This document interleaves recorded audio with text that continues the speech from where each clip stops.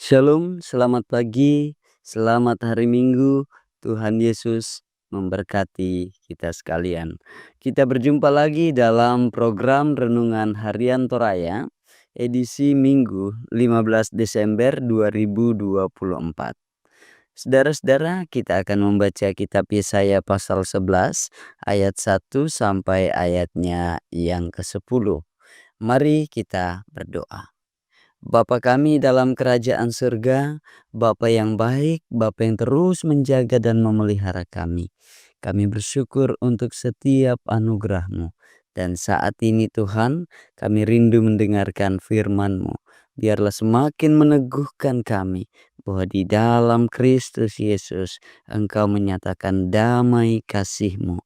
Kami hidup di dalam damai itu. Dan kami memberitakan damai Allah. Dalam Kristus Yesus. Amin.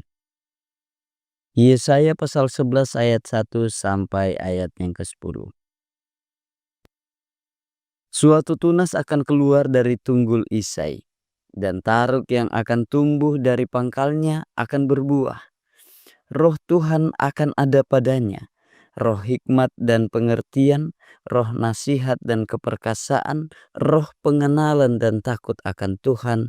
Ia kesenangannya ialah takut akan Tuhan. Ia tidak akan menghakimi dengan sekilas pandang saja atau menjatuhkan keputusan menurut kata orang, tetapi ia akan menghakimi orang-orang lemah dengan keadilan dan akan menjatuhkan keputusan terhadap orang-orang yang tertindas di negeri dengan kejujuran. Ia akan menghajar bumi dengan perkataannya seperti dengan tongkat, dan dengan nafas mulutnya ia akan membunuh orang fasik.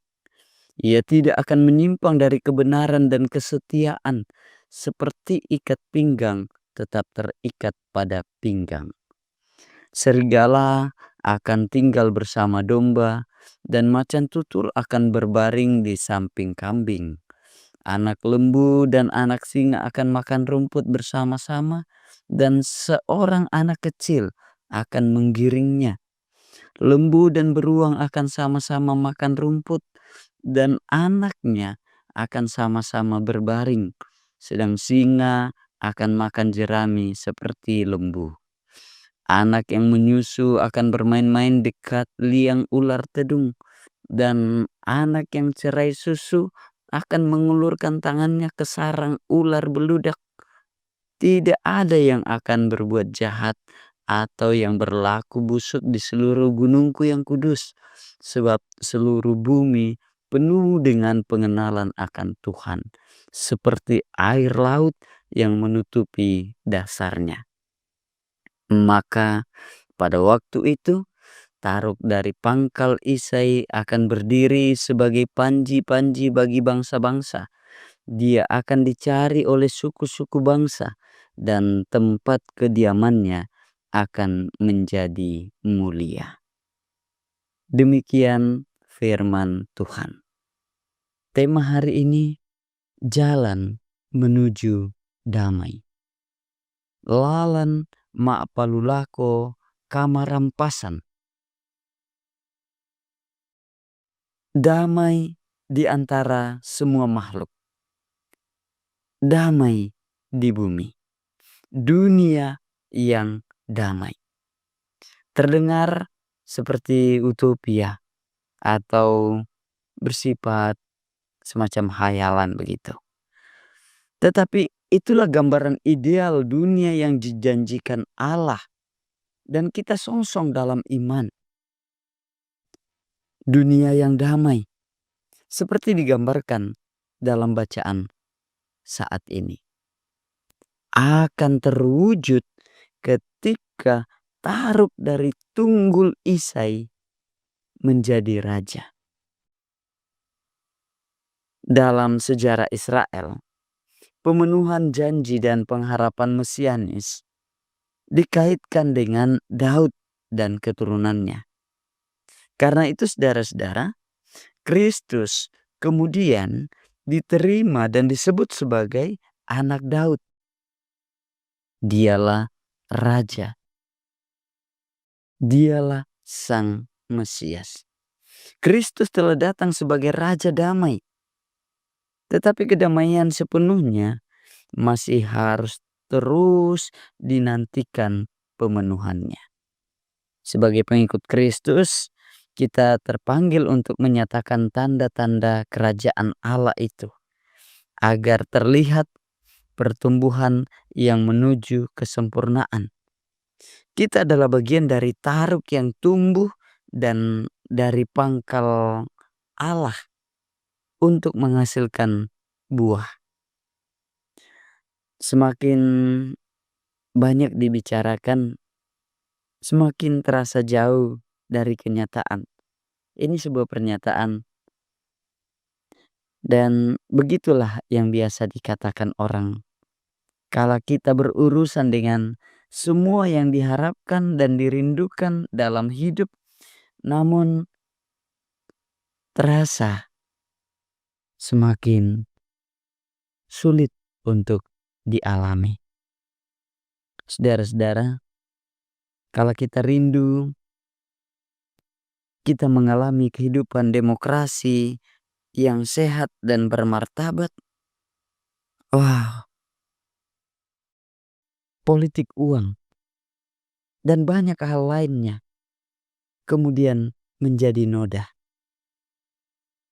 Ataupun ketika kita mendambakan dunia yang damai, bebas dari perang, lalu dibentuklah lembaga Perserikatan Bangsa-Bangsa atau PBB.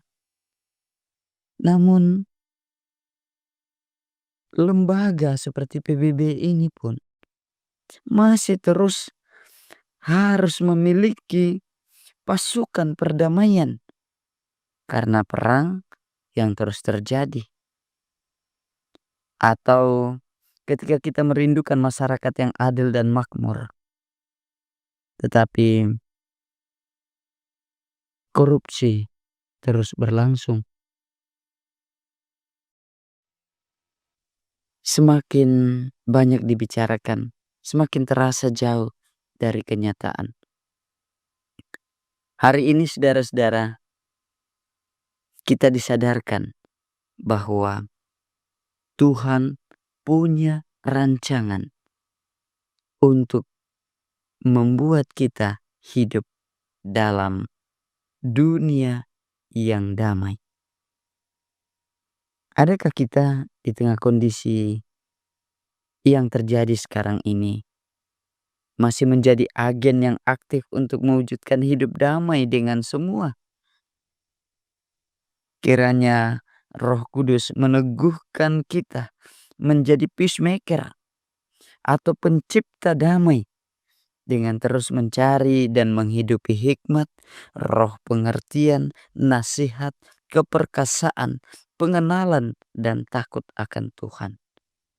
Saudara-saudara, tentu semua ini bukanlah utopia, melainkan jalan menuju damai. Dan inilah jalan yang benar. Karena itu, mari siapkan hidup kita dan terus dipakai Tuhan menjadi agen-agen yang aktif untuk mewujudkan hidup yang damai dalam kemuliaan Tuhan.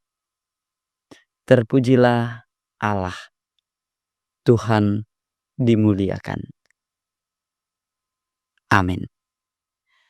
Bapa kami dalam kerajaan surga, terima kasih firman-Mu saat ini mengajarkan kepada kami untuk terus menjadi agen-agen yang aktif untuk menyatakan kasih Allah, mewujudkan hidup damai dengan semua, sehingga di dalam semua itu nama Allah yang dimuliakan. Berkati umat-Mu dalam beribadah, berkati mereka dalam kehidupan keluarganya, pelihara mereka dalam tugas tanggung jawab dan pekerjaannya. Dalam kebersamaan mereka, Allah terus dimuliakan. Haleluya, amin.